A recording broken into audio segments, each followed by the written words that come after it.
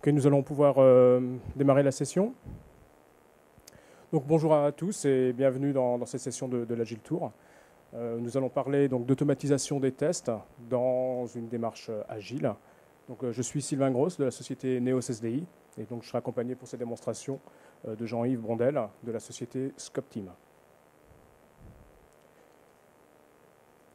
Donc, avec un remerciement à tous nos sponsors. Donc, dans cette présentation, nous allons parler de l'automatisation des tests avec donc plusieurs parties. Donc d'abord, nous allons nous présenter, faire un petit peu connaissance. Ensuite, on vous présentera ce que c'est que l'approche agile et les tests, comment on veut mettre ça en œuvre. On va faire après un focus sur les tests de charge, qui est la spécialité de Scopteam. Ensuite, on mettra en œuvre ces tests de charge dans une intégration continue. Donc on aura pas mal de démonstrations qui illustreront en fait tout ce qu'on va vous présenter.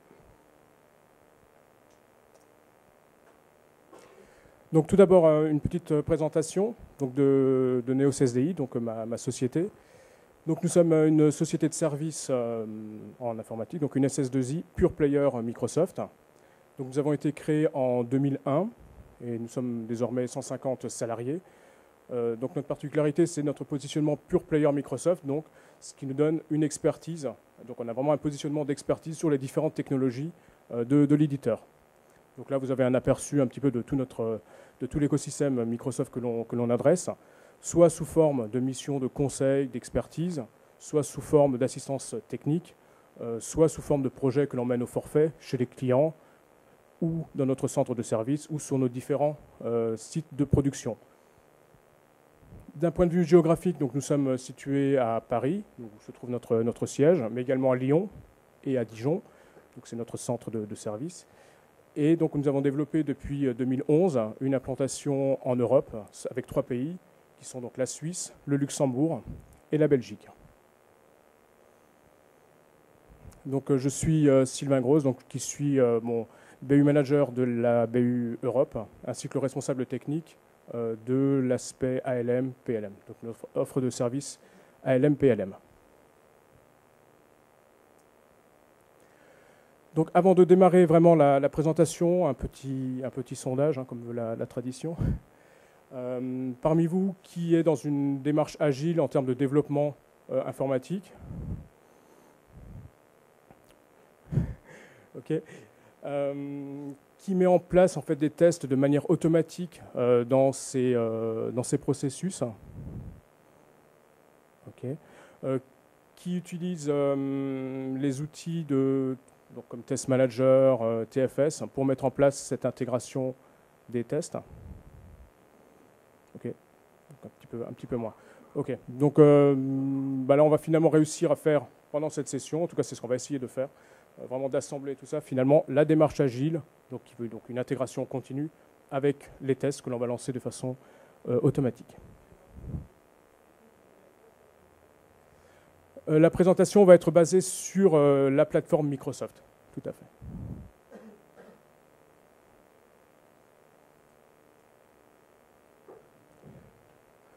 Donc tout d'abord, l'approche agile et les tests. Donc en termes de cycle de développement, tout va commencer finalement par un client qui a besoin de réaliser une application. Donc il va avoir un ensemble d'exigences. Ces exigences, on va les exprimer sous forme de product backlog. Donc on va mettre un ensemble de fonctionnalités qui va être finalement le besoin fonctionnel de l'application. À partir de ce product backlog, on va sélectionner un certain nombre de ces fonctionnalités pour définir une première version de l'application, donc une première itération. Cette itération va être mise en œuvre sous forme d'un cycle. On va avoir d'abord une définition d'exigence. Donc on va détailler finalement chacune des exigences. À partir de ces exigences, on va découper, on va faire le breakdown structure pour en tirer les différentes tâches. À partir des tâches, donc, on va développer du code source. C'est finalement ça la réalisation de l'application, que l'on va assembler sous forme de build, qui vont être testés pour détecter éventuellement des anomalies. L'avantage de la plateforme ALM de Microsoft, donc qui est TFS, c'est finalement de fournir un référentiel unique qui va nous permettre finalement d'adresser tout ce cycle de réalisation. La définition des exigences va être saisie dans TFS. On va pouvoir créer des tâches à partir de ces exigences. Le code source va être rattaché à chacune des tâches. Les builds sauront finalement de quel change set, donc quel ensemble de modifications elles correspondent. Les tests vont être rattachés à une build particulière et les résultats finalement indexés sur cette version de build. Enfin, les anomalies vont être créées à partir des tests et on va créer en fait des bugs sur ces tests. À l'issue de tout ça, finalement, on va peut-être voir qu'on a besoin de mettre en place d'autres exigences et on reboucle pour finalement partir sur les versions suivantes qui vont reproduire le même cycle jusqu'à ce qu'on ait complètement réalisé l'application, et même encore au-delà, dans le cadre d'une maintenance. Donc tout démarre finalement par un travail à faire sur les exigences. Donc les exigences, on va en avoir de plusieurs types. On va avoir des exigences fonctionnelles, le login, le panier, etc. Donc c'est vraiment le besoin fonctionnel de l'application, mais également des exigences techniques, en termes de temps de réponse, en termes de nombre d'utilisateurs simultanés, etc. Donc là, ça va être plus des tests techniques qui vont devoir valider tout ça, ainsi que des exigences générales d'IA, de la doc ou des choses comme ça. Donc le travail va être finalement au départ de prendre toutes ces exigences et de toutes les transformer en tâches. Donc avec TFS, de quelle manière ça va se passer? On va définir des domaines, qui vont être des domaines fonctionnels ou des domaines techniques. Et de là, on va en découler, dans le cadre du domaine fonctionnel, des user stories, comme ici, un user story de connexion et de déconnexion. Et de manière hiérarchique, on va créer en fait en dessous de chaque user story des tâches qui vont être réalisation de l'écran, réalisation par exemple d'un autre écran ou de méthodes de service. Donc là, on est en fait dans le cadre d'un travail sur les tâches. Maintenant, ça ne suffit pas. Pour garantir qu'une application réponde vraiment aux besoins fonctionnels, il va falloir tester chacune des exigences. Donc de la même manière qu'on a cette hiérarchie ici, qu'on avait vu avant avec les tâches, on va en créer une autre avec les test cases. Où finalement, on va dire chaque user story va être testé par un ou plusieurs test cases, ou cas de test. Par exemple, dans le cadre du user story de connexion, on va tester le cas du login passe ou du login qui ne passe pas. D'accord. Ensuite, on va pouvoir aussi intégrer des tests, par exemple, liés à un temps de validation, par rapport au temps de réponse, par exemple. Ceci peut nous amener ensuite à définir un plan de test, où finalement, on va prendre chaque user story et en définir les test cases, comme je les ai expliqué dans la slide précédente. C'est ce qu'on a par exemple ici. On a une user story, un ensemble de test cases que l'on va regrouper de manière logique dans ce qu'on appelle une test suite. Donc une test suite, ça va être un regroupement logique de test cases, par exemple, concentré sur une user story, mais pas uniquement. Ensuite, le test plan va assembler un certain nombre de tests suites, va être appliqué à une build, va être planifié à un certain moment. Enfin, on va intégrer aussi, il ne faut pas l'oublier, on est un petit peu là pour ça, les tests des exigences non fonctionnelles. Donc, on voit finalement qu'ensuite le test plan va être finalement l'assemblage de tests fonctionnels et de tests techniques qui sont là, les tests de performance ou les tests de charge. Donc on va voir tout ça en démonstration pour un petit peu éclaircir tout ça.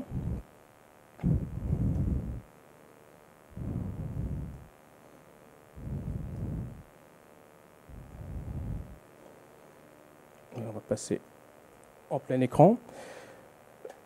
Donc l'essentiel de notre travail au début va se passer depuis sur TFS avec l'utilisation du Team Explorer qui va être intégré à Visual Studio. Donc la première chose dont je vous ai parlé, c'était finalement la définition des exigences. Les exigences sont définies dans le Product Backlog que l'on va pouvoir saisir depuis une interface Excel. Ce n'est pas exactement le sujet, je vous le montre très rapidement. Ensuite, on a ici, de manière hiérarchique, la définition de chacune des tâches qui correspondent à un user story. On voit ici l'affichage de la page d'accueil. On va avoir 2 tâches qui correspondent finalement à ce user story. Et ici, on a une tâche. Et dans le cadre par rapport au plan par rapport au test, on peut définir donc une requête qui va nous lister finalement pour chacune des user stories qui est là, hein, en tant que visiteur, etc., les test cases qui correspondent. Donc on voit que finalement ce user story-là est testé par 2 test cases. Donc là on est là pour parler d'automatisation. Donc j'ai préparé en fait une build qui va nous réaliser ces tests de manière automatique. Je vais la lancer et puis vous expliquer la manière de procéder ensuite pour gagner un petit peu de temps. Donc le principe finalement de l'intégration continue est finalement de faire des builds de manière régulière de façon à découvrir très rapidement les anomalies que l'on peut trouver dans le code. Donc là, dans cette build, dont on va voir ici la définition, je vais faire 3 choses. Donc déjà, créer une build, enfin, créer l'application, donc builder l'application. Donc je lance ici une build que j'ai qualifiée de normale. Ensuite, on va déployer cette application sur l'environnement de test. Donc c'est fait dans cette opération-là. Et enfin, on va lancer le test. Le test va être lancé sur un environnement qui est spécifié ici, avec des paramètres qui sont là, sur lesquels on va s'attarder un petit peu. Donc les paramètres de ce test sont définis ici. Donc on va sélectionner un test plan. On définit des suites de tests, pour reprendre le vocabulaire que l'on a vu tout à l'heure. Et donc des tests suites sont sélectionnés à ce niveau-là, sur un environnement qui est spécifié ici. Maintenant, on parle de test plan, mais où définit-on le test plan? C'est là en fait où je vais vous introduire un outil qui a fait son apparition depuis la version 2010 de la suite Microsoft, qui est Test Manager. Donc Test Manager, c'est vraiment l'outil, c'est en fait le Visual Studio du testeur. Hein, donc c'est vraiment une interface totalement dédiée au testeur, sur lequel le testeur va pouvoir construire un test plan, y mettre des tests suites, et pour finalement pouvoir tester son application. Donc ici, on voit qu'on a, par exemple, un test plan qui comporte une test suite liée aux tests fonctionnels qui sont ici. Voilà, donc je regarde l'état de ma build. Donc on voit que l'application a été lancée. Donc on devrait normalement lancer le test de manière automatique. Voilà, je n'ai rien fait. La synchro est parfaite. Là, en fait, je lance mon application et je vais faire une vérification que mon écran est conforme à ce que j'attendais et qu'il est conforme aux spécifications. Donc la manière de spécifier exactement les différents tests, ça ferait l'objet d'une autre session. Il y a des webcasts en fait en ligne qui présentent un petit peu plus en détail cet aspect-là de test fonctionnel. Dans le principe, en fait, on va enregistrer une certaine séquence que l'on va rejouer lors des tests automatiques. Hein, et sur cette séquence que l'on enregistre, par moment, on va mettre différents points de contrôle qui valident finalement la conformité de notre application par rapport au spec. Je passe la main à Jean-Yves.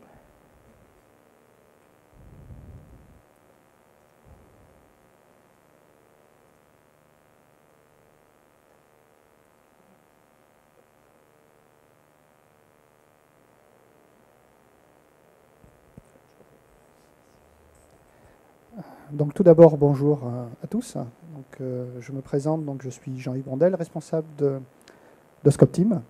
Alors Scope Team, pourquoi nous sommes là aujourd'hui? C'est tout simplement pour vous parler d'un sujet qui nous anime depuis maintenant plus de 10 ans, puisque nous existons depuis 2001 et notre activité est quasiment effectivement dédiée au sujet du test de performance, même si on adresse également les sujets de test automatique, comme vous a présenté Sylvain tout de suite avant moi. Donc on a une activité qui est complètement dédiée sur ces sujets-là. On a 2 implantations, une à Lyon, c'est le siège social de Scopteam, et puis à Paris. Et puis on a en fait dans notre équipe quasiment une trentaine de consultants complètement dédiés à cette activité. Et nous sommes partenaires à InnerCycle depuis maintenant plus de 2 ans, où nous avons mis à notre catalogue l'outil de Microsoft Visual Studio Ultimate, que nous avons utilisé d'abord testé en interne pour vérifier que celui-ci apportait bien des réponses concrètes à des problématiques de tests de charge, de tests de performance en pré-production, et on l'a intégré dans notre catalogue. Et donc je suis accompagné aujourd'hui de Lionel, qui est debout depuis tout à l'heure, qui m'accompagne aujourd'hui pour cette présentation-là, pour la démonstration de manipulation de l'outil Microsoft Visual Studio Ultimate dans un contexte de test de charge. Alors, déjà, passer au slide suivant.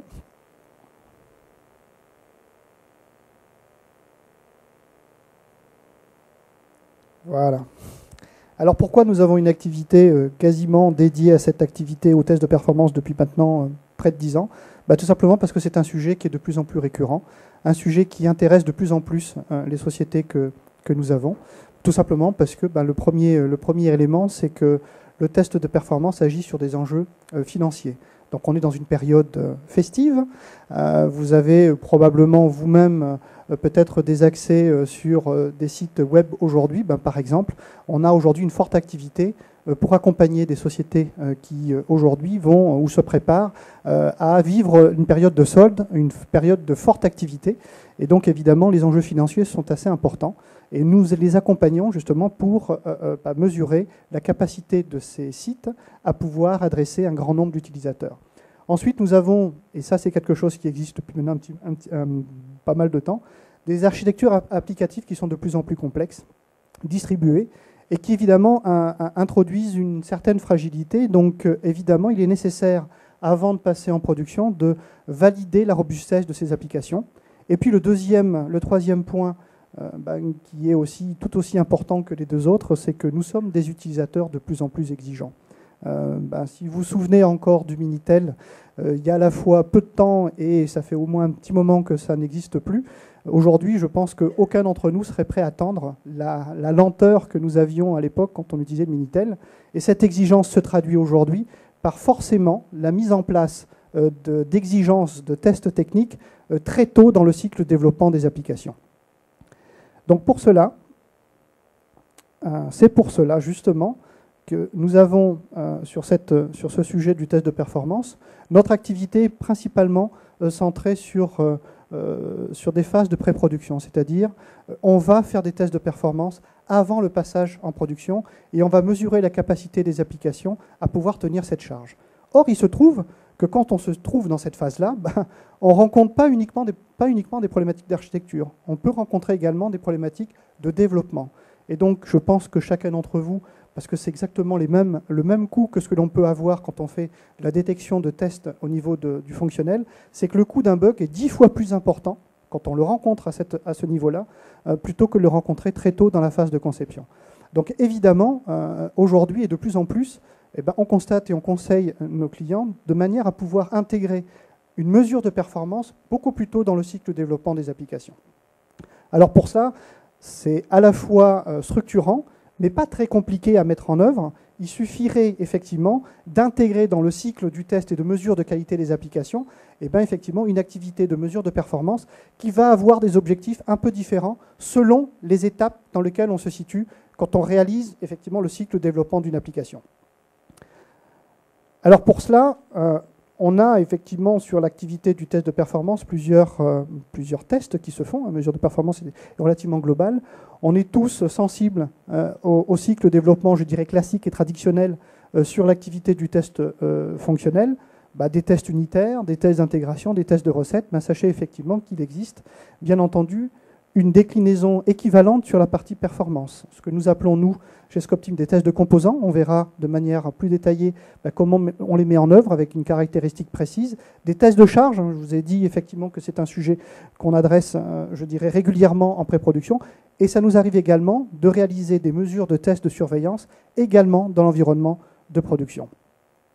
Alors pour réaliser en tout cas cette activité de test, il y a plusieurs caractéristiques qu'il faut prendre en compte, selon que l'on se situe sur des environnements de développement avant le passage en pré-production et selon qu'on se situe dans un environnement de pré-production. Alors déjà, la première chose qui est très importante quand on est sur la mesure de test de composants, on va plutôt adresser, et c'est plutôt les développeurs, ou en tout cas des personnes plus techniques qui vont réaliser ce type de test. Tout simplement parce que la première règle, c'est qu'effectivement, on va faire des cycles courts. Et dans des cycles courts de mesure de test de performance, il s'agit évidemment de prendre un composant, pas forcément la totalité d'une plateforme. On ne va pas se focaliser sur le fait d'avoir un jeu de données, je dirais en termes de volumétrie, en termes de représentativité exactement équivalente à celle de la pré-production. On va plutôt se focaliser sur comment mettre en place une mesure d'un composant pour pouvoir vérifier le comportement du code de ce composant-là quand il va être soumis à la charge. Alors évidemment, dans un contexte, je dirais, très proche plutôt du développement, on va être effectivement dans un contexte où on ne va pas avoir forcément tous les composants. Par contre, la personne qui va réaliser cette mesure de performance va, de ce point de vue-là, être beaucoup plus sensible à la façon dont les composants vont se comporter quand on va être en charge. Donc vous allez voir dans la dernière partie de la démonstration quel est l'intérêt, évidemment, d'intégrer dans le cycle du développement de l'application cette mesure de performance applicative de manière à pouvoir avoir une vision relativement fiable de la façon dont le code va se comporter quand on sera confronté à plusieurs utilisateurs qui vont itérer le composant en même temps. Et puis quand on est dans un contexte pré-production, là, en fait, on sera sur des cycles beaucoup plus longs parce qu'on va essayer de s'approcher de ce qui se passe en production. Donc avec un contexte applicatif qui va être beaucoup plus intégré, on va être souvent après une recette fonctionnelle, et puis on va également là se donner comme objectif d'avoir un jeu de données qui soit représentatif au niveau de la volumétrie de la base de données, mais également des données qui nous permettront d'exécuter l'ensemble des scénarios utilisateurs qui vont servir à solliciter notre infrastructure. Donc là, on devrait se positionner, en tout cas se cantonner uniquement à l'analyse du comportement de l'architecture. Donc évidemment, quand on oublie de faire des tests de composants, ce que nous constatons, nous, quand on réalise ce type de projet-là, c'est que, en plus de l'analyse du comportement de l'architecture, on est aussi très souvent confronté à des problématiques de développement, d'accès en base de données. Et évidemment, vous imaginez quel est le coût, quand on est en phase de pré-production, de les découvrir à ce stade-là, parce que souvent impossible de revenir sur les cycles qui ont été déjà établis sur la mesure, sur les tests fonctionnels. Et très souvent, ça nous arrive, ou en tout cas d'accompagner le client pour essayer de pallier à ce problème-là en ajoutant de la mémoire, des processeurs, enfin bref, peut-être des choses que vous avez déjà vécues, mais que nous vivons assez régulièrement. Et puis sur la phase de production, on a également capacité à pouvoir, une fois qu'on a établi l'ensemble de ces étapes et de ces mesures-là, de faire la surveillance avec les mêmes exigences que celles que nous avons établies dans les deux contextes de tests composants et tests de charge. Voilà ce que l'on peut vous dire en tout cas sur le métier de la performance. Donc conseil que l'on a à vous donner aujourd'hui, c'est qu'évidemment la mesure en pré-production est souvent indispensable avant le passage en production, mais il existe et on a des outils à disposition pour rentrer plus tôt dans le cycle de mesure de performance, de manière à pouvoir intégrer très tôt dans le cycle de développement cette mesure de performance. Donc là maintenant, je vais laisser Lionel vous montrer comment l'outil de Microsoft s'utilise dans un contexte de mesure de test de charge, pour vous démontrer que cet outil est tout à fait à même de vous accompagner sur des tests de charge classiques. Et ça va être exactement le même dispositif qui va être mis en œuvre quand on va intégrer cet outil-là dans un cycle agile, en le mettant très en amont dans le cycle de développement. Et ça va être la démonstration que fera Sylvain tout à la fin de notre présentation. Lionel, à toi. Bonjour, j'espère que cette présentation se passe bien pour vous. Donc, je vais vous montrer deux choses. La première chose, c'est comment on va créer notre test de charge. Et la deuxième chose, c'est comment on va analyser un peu le résultat, voir un peu ce qu'il en ressort. Donc, la première chose qu'il va me falloir pour pouvoir créer mon test de charge, c'est une application. Bon, vous avez eu un petit aperçu par Sylvain juste avant. J'ai une belle application qui permet de vendre des avions. Bon, en l'occurrence, c'est des avions en maquette ou des avions en papier. On va dire avion. Donc je peux choisir, voir un petit peu les maquettes, qu'est-ce que j'ai. J'en ai 3 choix possibles sur mon site. Et je peux après découvrir un petit peu en détail l'avion en question. Donc ça, c'est ce qu'on va appeler un peu le scénario. Une fois que j'ai mon scénario, je peux passer dans Visual Studio pour aller l'enregistrer. Ça va permettre en fait à Visual Studio de voir quels sont les échanges effectués entre le client et le serveur et de le retranscrire en termes de commandes pour pouvoir les réexécuter. Alors allons-y pour l'enregistrement.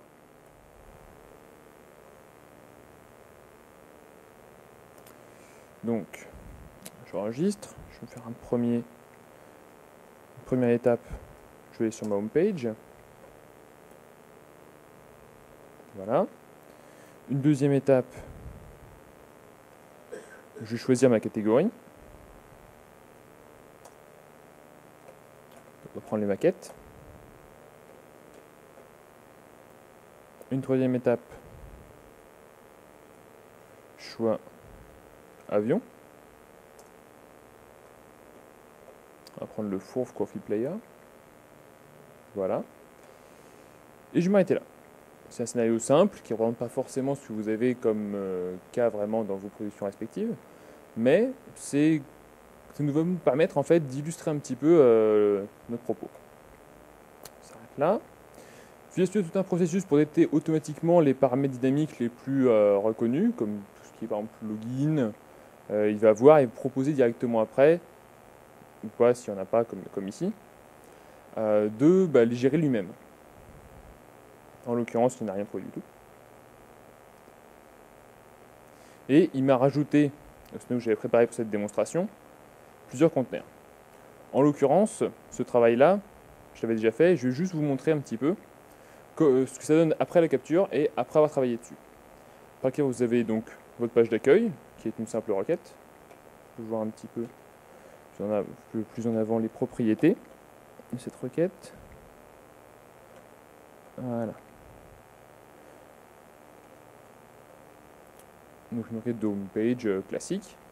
Et vous avez donc le choix de votre catégorie, ou en dessous, en tant que paramètre de votre requête, vous avez en plus le choix de maquette, puisque c'est le choix qu'on a fait à ce moment-là.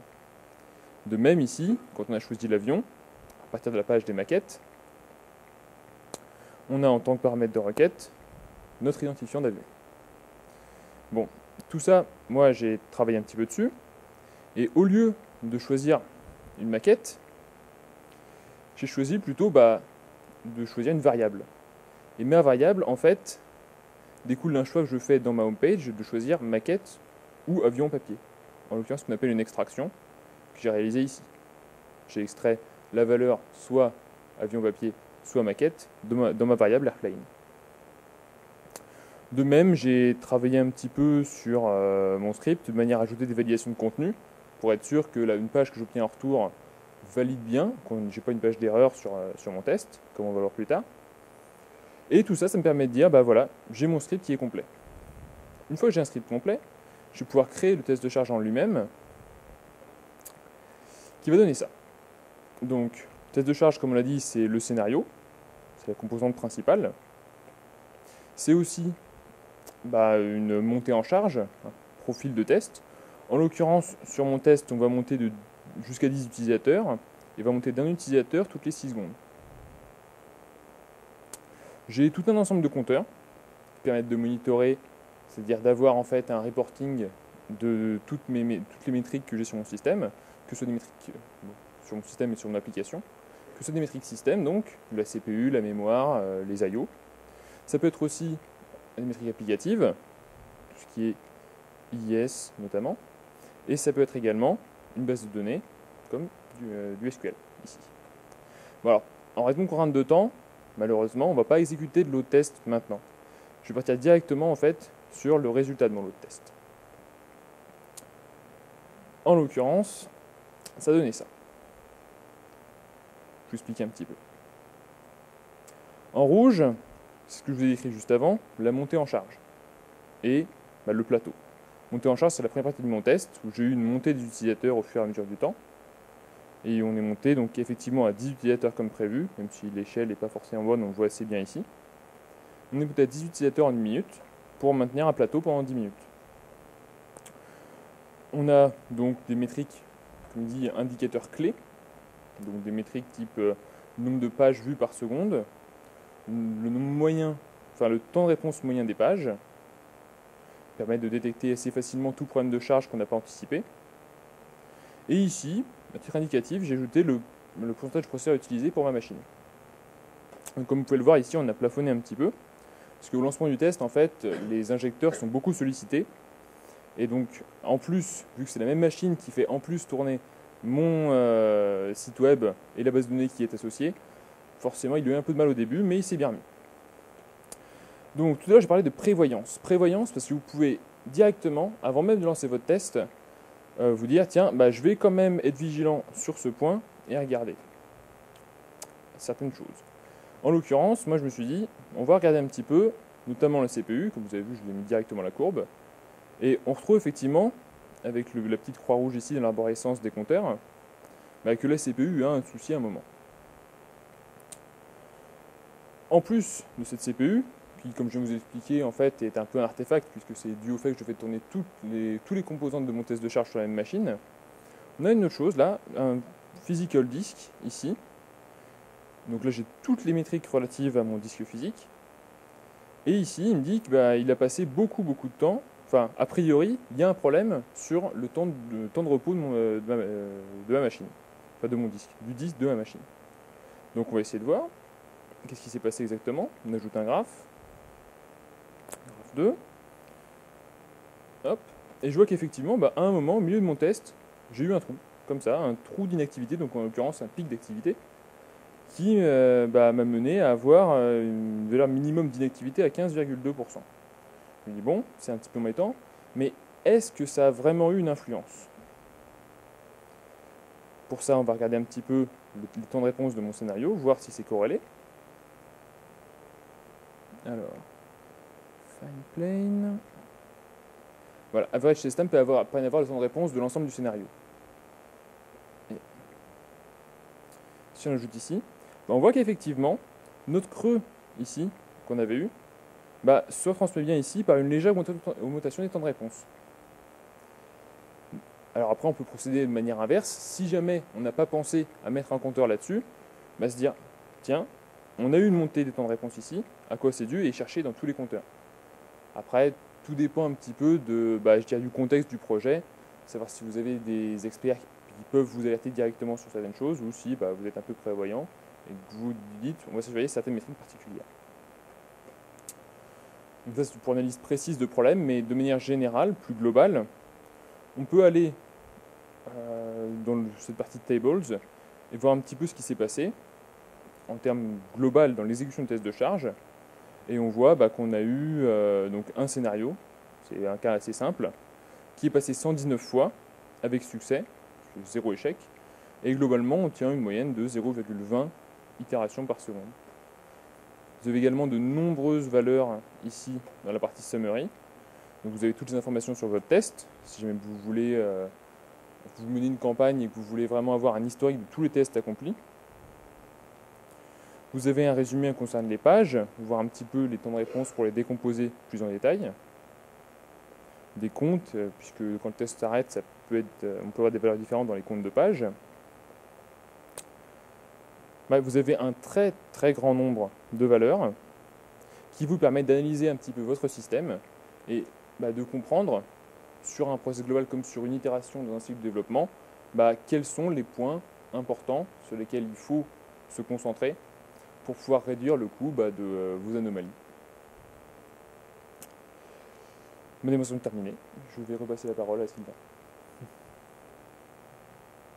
Si.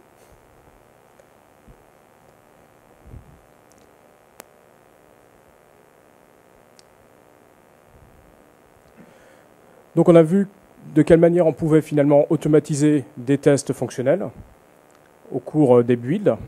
Donc à chaque build, on va réexécuter un certain nombre de tests fonctionnels.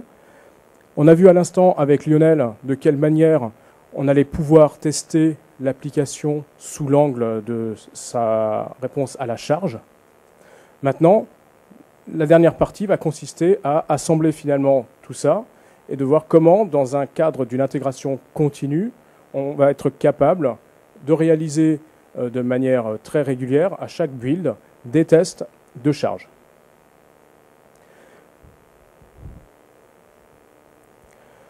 Donc pour ça, on va commencer par lancer la démonstration, parce que les tests de charge prennent un certain temps, et je vous montrerai après la manière dont on va finalement construire tout ceci.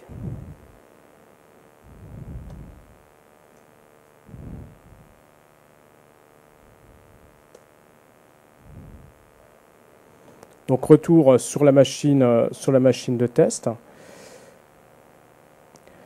Donc cette fois, ça se passera à nouveau par l'intermédiaire d'une build qui est là, donc qui est la build normale avec les tests de charge. Donc je vais la lancer.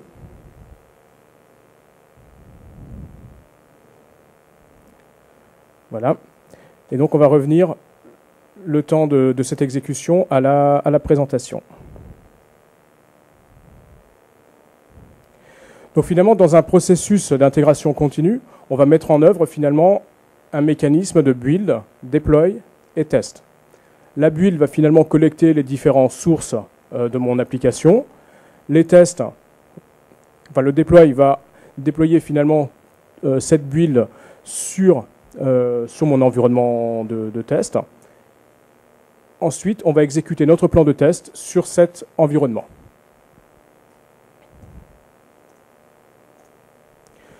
D'un point de vue un peu plus technique, si on décompose en fait la manière dont est défini le workflow de build standard, on va avoir une première étape ici qui va être finalement de préparer un petit peu l'infrastructure de build qui est là, ce n'est pas la partie la plus intéressante, de mettre en place par exemple un label pour bien dire voilà c'est à partir d'ici qu'on a fait cette build, et ensuite on va exécuter la compilation sur les agents de test.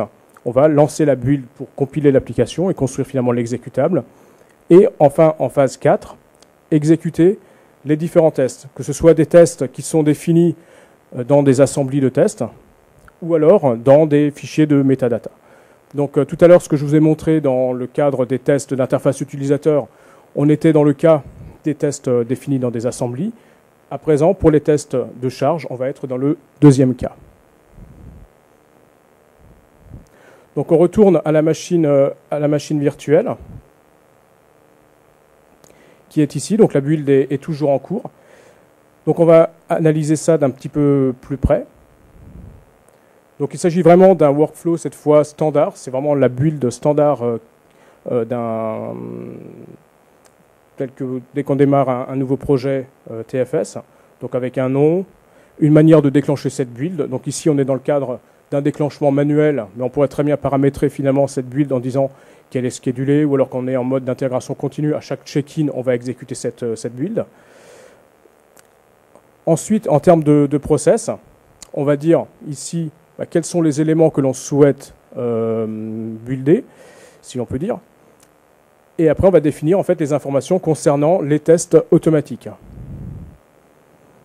On voit finalement qu'on a deux possibilités, ce que je vous montrais tout à l'heure sur le workflow, de lancer des tests de manière définie dans des assemblées ou alors dans les metadata. Ici, on est dans le cadre donc, du test sur la base de metadata, donc dans le fichier finalement VS-MDI de notre solution. Et on va choisir d'exécuter en fait une liste de tests qui s'appelle load test pour valider notre application. Donc ce sera fait à chaque fois qu'on va lancer cette build. Donc un petit tour sur notre définition ici de fichiers de metadata de test. Donc on a l'ensemble des tests de mon application, avec le test d'interface utilisateur qui était défini tout à l'heure.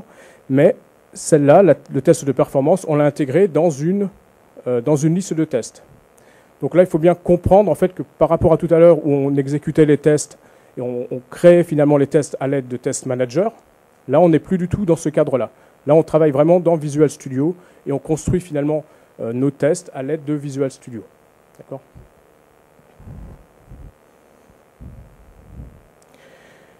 Donc tout à l'heure, j'ai effectué le test que Lionel avait réalisé de manière individuelle. Donc le test a été qualifié comme passed. Donc mon test individuellement avec une seule exécution est passé.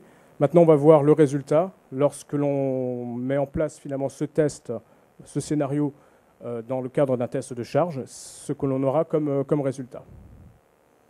Donc on va voir. Donc on voit finalement que la build s'est déroulée avec succès. Donc on va regarder le résultat. Donc ici on a un petit peu de quelques infos. Donc on va aller chercher les résultats de test. Donc ils sont ici. Donc on voit qu'il s'agit bien de ce résultat. Je charge les résultats donc de ma build. On voit qu'il va chercher les infos dans la base de données de résultats. Et on se retrouve finalement avec exactement les mêmes courbes que tout à l'heure, que Lionel nous montrait tout à l'heure. Ceux qui sont les plus attentifs, on voit finalement qu'on a un petit souci. Donc on a un certain nombre d'erreurs qui ont été détectées pendant ces tests de charge. On peut regarder ce qui s'est passé. Donc on voit que c'est sur le test Fine Plane qu'il s'est passé quelque chose de pas normal. Donc ici, on a les différentes règles de validation qui ont été expliquées. On voit qu'il y a eu des erreurs là-dessus. On a les détails. Et on peut aller plus loin en allant chercher, par exemple, le détail de chacune des étapes. Et on voit ici que pour ce run-là, on avait... bon, tout s'est bien passé jusque-là. Ici, on a du rouge qui apparaît. Ah, on est routé vers une page d'erreur. Donc ça montre bien que finalement, sur ce test, le fait d'exécuter plusieurs fois le scénario en parallèle, on a à un moment donné un problème. Donc à partir de là, on va pouvoir lancer des investigations, on va pouvoir analyser le code, mettre en place éventuellement de l'IntelliTrace pour regarder ce qui se passe. Et finalement, aller voir dans le code qu'il y a quelqu'un qui a codé de manière un petit peu cavalière certaines choses. On voit ici, par exemple, qu'on a une instantiation d'un très gros tableau. Bon, c'est un peu grossier. Donc on va supprimer ça. On peut faire un check-in et relancer finalement notre build, ce qui devrait, on l'espère en tout cas, corriger notre problème. Donc là, on voit bien qu'on est face à un cas où finalement l'exécution unitaire d'un test n'a donné aucune erreur, alors qu'il y avait finalement une erreur quand même dans le code. C'est quand même du code qui n'avait rien à faire là, et c'est finalement ces tests de charge qui ont permis de mettre cette erreur en évidence. Donc la build à nouveau va mettre un certain temps à s'exécuter. Donc le temps de retourner brièvement à notre présentation.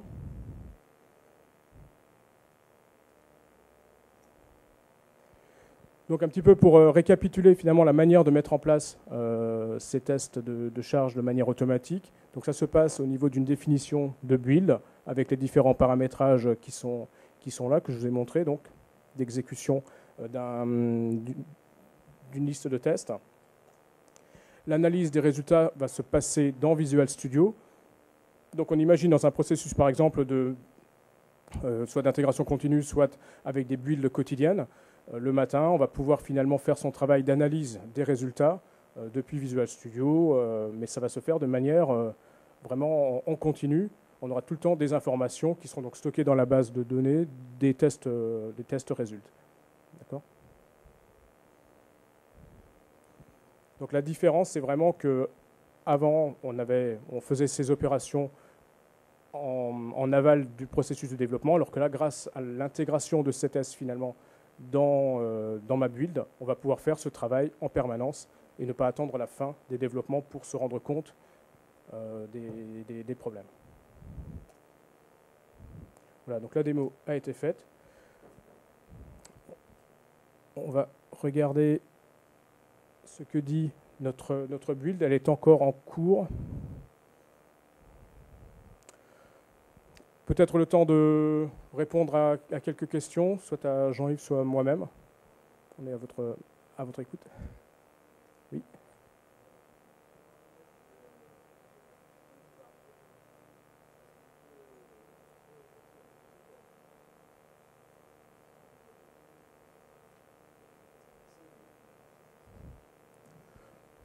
Si tu réponds, je réponds. Ok.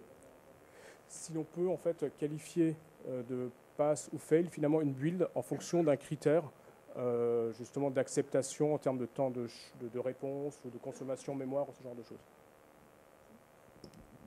Alors en fait, plus on est tôt dans le cycle de développement, moins on est focusé sur le temps de réponse utilisateur parce qu'on n'est pas dans un contexte qui est similaire à la production. Donc on va plutôt avoir des critères d'acceptance qui vont être effectivement sur les débordements mémoire, sur le comportement du composant, sur sa consommation de ressources. Oui, évidemment, le temps d'exécution du composant va être pris en compte, mais ça ne va pas être le critère primordial dans ces phases, plus on est tôt dans le cycle de développement. Voilà. Donc les exigences qui sont définies, les exigences techniques qui sont définies très tôt dans le cycle de mesure de performance varient en fonction de l'endroit où on se situe dans le cycle de développement pour aboutir à des mesures utilisateurs quand on est en pré-production. Je ne sais pas si j'ai répondu. Ma question au-delà de ça, c'est de savoir s'il est possible, dans un process d'intégration continue, de déploiement continu, de rejeter automatiquement une build malgré le fait que le test soit passé, simplement parce que certains critères, peut-être d'utilisation mémoire, dépassent des paliers qu'on aurait fixés ou des choses comme ça. Oui, dans notre démonstration, on ne l'a pas mis en œuvre, mais effectivement, en fait, il y a différents compteurs qui sont utilisés pour pouvoir effectivement mesurer la qualité d'un test. Et sur la performance, effectivement, un certain nombre de critères peuvent être positionnés pour dire effectivement si c'est accepté ou pas accepté. Voilà, tout à fait.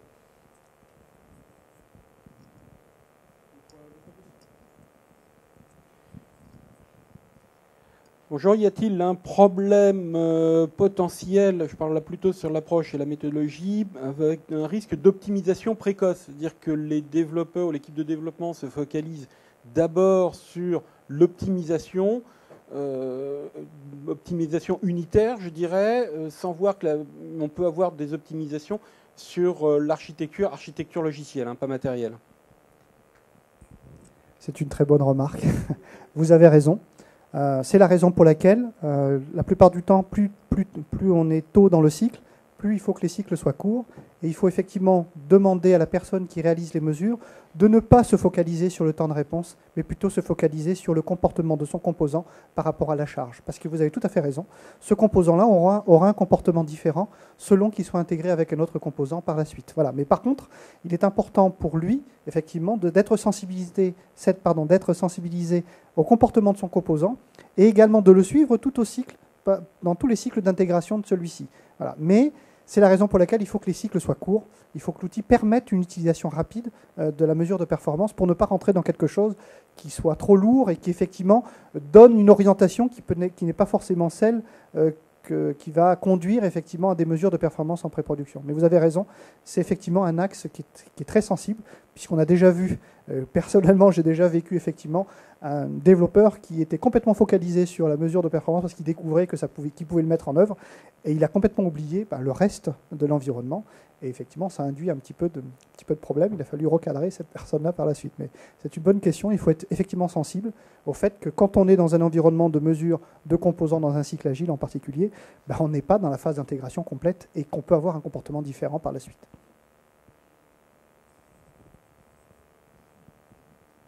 Oui, bonjour. J'ai cru comprendre dans votre présentation que vous pouviez traiter les aspects modèle et extrapolation du modèle pour pouvoir comparer ce que vous obtenez pendant le cycle de développement et en production.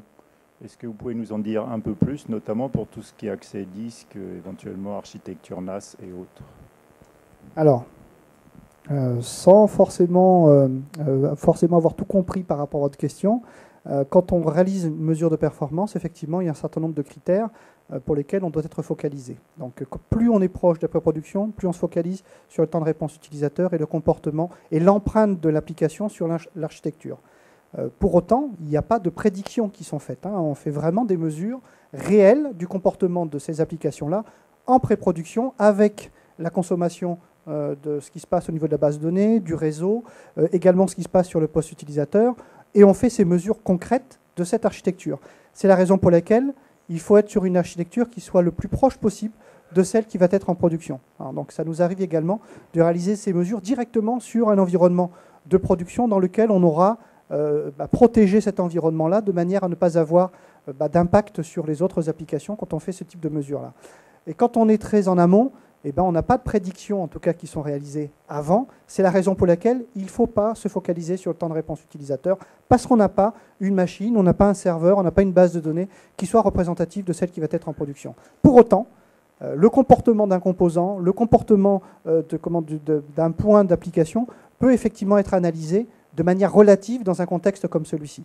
Mais il ne faut pas se focaliser sur le temps de réponse utilisateur parce qu'on n'a pas les éléments qui nous permettront de faire cette projection entre la mesure d'un comportement d'une application en pré-production et celle qui sera véritablement de l'application quand elle sera en production. Donc, il y a effectivement un déphasage entre les deux. C'est la raison pour laquelle, toujours pour répondre exactement à la question que l'on m'a posée par ailleurs, il faut effectivement que les cycles soient très courts parce qu'on n'est pas dans un contexte proche de la production. Je ne sais pas quelle heure il est. Oui. Oui. Oui, du client lourd. Vous avez parlé client léger, mais plus du client lourd. Alors, la mise en œuvre des tests de performance se fait au travers d'un outil qui va capturer, donc on ne l'a pas détaillé de manière précise, mais qui va s'intéresser à la communication entre le poste client et le premier serveur d'application. Donc là, avec un outil comme Visual Studio Ultimate, on est capable d'adresser des applications web, .NET et autres, à partir du moment où on va avoir un échange basé sur des trames HTTP. Quand on va être dans un contexte Citrix ou SAP, enfin SAP, HTTP, ou encore un contexte un petit peu différent, oui. Oui, et ben on ne peut pas, voilà, c'est pour ça que je vais y arriver. Voilà, on devra utiliser des outils capables d'interpréter les échanges entre le client et le serveur. Voilà. Et si on sort du contexte HTTP, ben, il va falloir effectivement trouver d'autres outils qui permettront de capturer ces échanges entre le client et le serveur. Merci pour votre attention. Et puis, et si vous voulez échanger par la suite, pas de souci.